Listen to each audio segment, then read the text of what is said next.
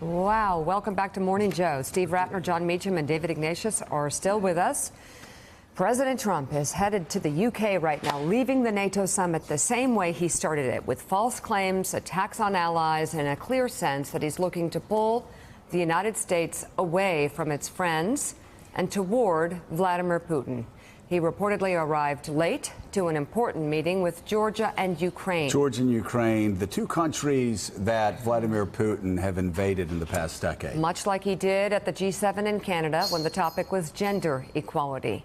Joe tweeted about him showing up late this morning, quote, how interesting that Trump would go out of his way to insult the two countries Putin invaded over the past decade.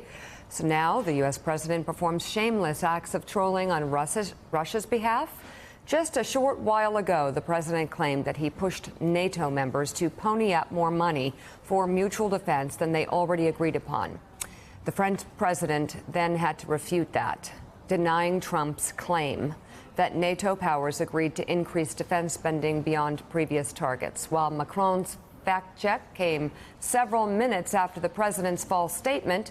We fact-checked in real time as the president lied to the world. Take a look.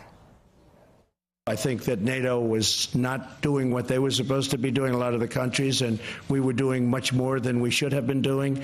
Frankly, we were carrying too much of a burden. That's why we call it burden sharing. I was using the term a lot today, burden sharing.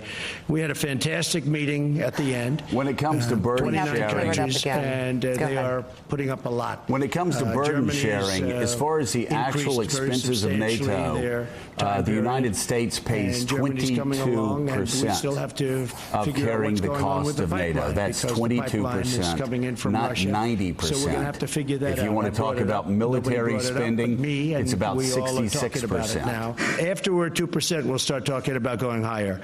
But I said ultimately we should be in years in advance, we should be at 4%. I think 4% is the right number. All the countries, just one more clarification from what the president is saying, which is actually not connected to reality. All of the countries have committed to 2%. Bob Gates went over for Barack Obama several years ago.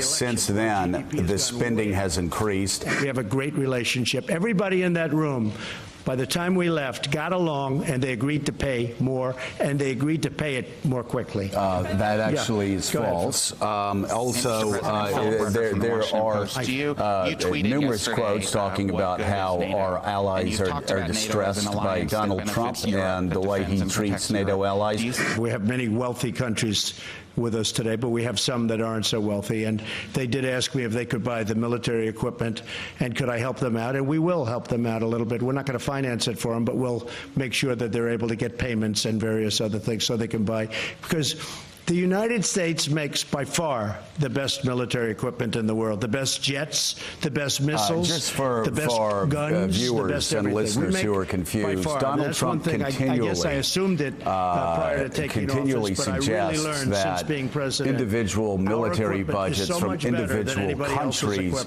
flow into NATO. They do not. There are two separate things. There are that question pertained to the 2% that individual countries would be paying for their defense budget, and then you have money that comes into NATO, and we are not talking about that.